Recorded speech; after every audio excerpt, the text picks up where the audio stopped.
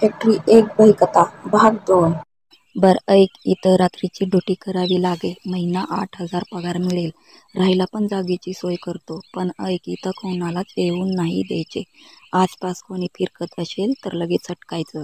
आणि ऐक, रात्री तू सुद्धा आत जायचं नाही. दिवसा जा, पण शक्यतो टाळ. मी दर 2 दिवसांनी इथं येत जाईल, कळलं? मॅनेजर म्हणाला. बर साहेब, मंजूर आहे. राजन खुश होत म्हणाला. असं म्हणून मॅनेजरने त्याला त्या फॅक्टरीच्या कंपाऊंडला लागून असलेल्या कॅबिनकडे घेऊन आला. हे घे तुझा ड्रेस आणि 1,000 रुपये ठेव खर्चायला. ही काठी, इथं फोन आहे. हे माझं कार्ड. काही प्रॉब्लेम झाला की मला फोन करायचा. आता ऐक, सगळ्यात महत्त्वाचं, दिवसा या फॅक्टरीत जाऊ शकतोस, पण रात्री काहीही झालं तरी तू आत जायचं नाही. आणि लक्षात ठेव, परत एकदा सांगतो, कुणी इथून आत जाता कामा नये. आजपासून ड्युटी सुरू. आता चल, तुला राहायची जागा दाखवतो. असं म्हणून तो त्याला त्या कॅबिन समोर असलेल्या एका खोलीकडे घेऊन गेला. ती एक छोटी खोली होती. तिथं एक लोखंडी कॉट होती, टेबल, फॅन आणि एक बल्ब. संडास बाथरूम मागे आहे. ही तुझी खोली.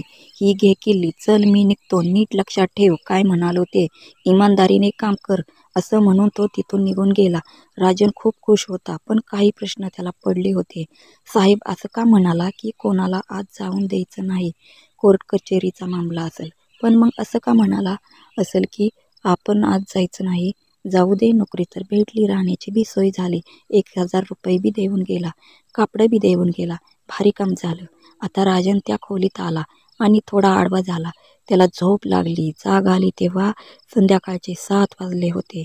तो उठला, तोंड धुवून बाहेर आला. त्याने त्या फॅक्टरीच्या इमारतीकडे पाहिले. ती बकाल वाटत होती. त्याने त्या वॉचमॅनचे कपडे घातले आणि रात्रीचं जेवण आणायला त्या मागच्या टपरीवर आला.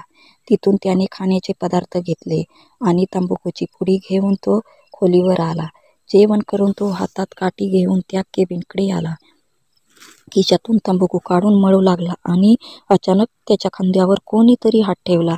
त्याने मागे वळून पाहिले तर तोच दुपारी त्याला भेटलेला म्हातारा वॉचमॅन होता.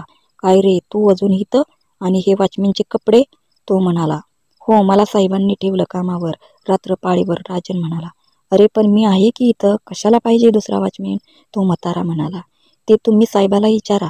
राजन रागात बोलला. उद्या साहेबाला बोलीन मी. आज तू थांब. बर, थोडी तंबाखू बघू की? तो म्हातारा म्हणाला. राजनने त्याला पुडी दिली. त्याने थोडी तंबाखू काढून घेतली आणि तो तसाच चालत फॅक्टरीच्या आत गेला. आता रात्रीचे 10 वाजले होते. फॅक्टरीतून आता हळूहळू कसले तरी आवाज येऊ लागले. ते आवाज होते माणसांचे. जशी की बरीच माणसं फॅक्टरीत काम करत आहेत, तसेच मोठमोठ्या मशीनचे आवाज ऐकू येऊ लागले. पण आतमध्ये गुडूप अंधार होता.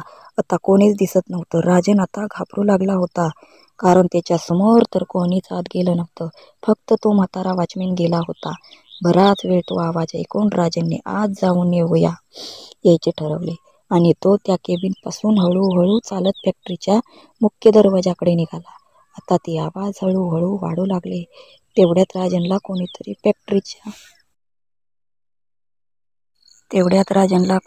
फॅक्टरीच्या मुख्य दरवाजातून पळत येताना दिसलं.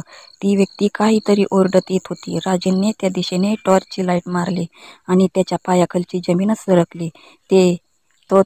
ते त्या म्हाताऱ्या वॉचमॅनचं मुंडकं नसलेलं धड पळत येत होतं आणि त्याच्या हातात त्या वॉचमॅनचं रक्तानं माखलेलं मुंडकं होतं. त्या मुंडक्याचे डोळे उघडे होते आणि त्याच्याच तोंडून आवाज येत होता. वाचव, वाचव, मला ते मारून टाकतील. राजनचे पाय लटलट करत होते. तो आता परत केबिनच्या दिशेने पळू लागला.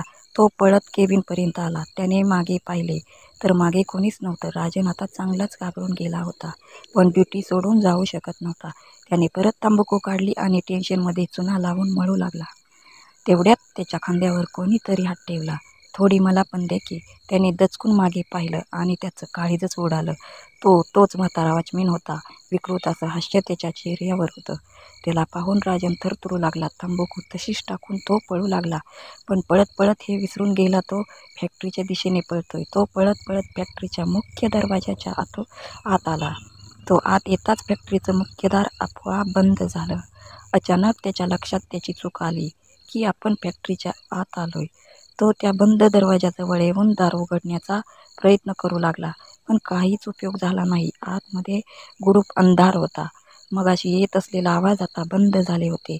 राजन भीतीने घामाघूम झाला होता आणि अचानक फॅक्टरीच्या आत लाईट चालू झाली आणि प्रकाशात त्याने जे दृश्य पाहिलं ते भयंकर होते.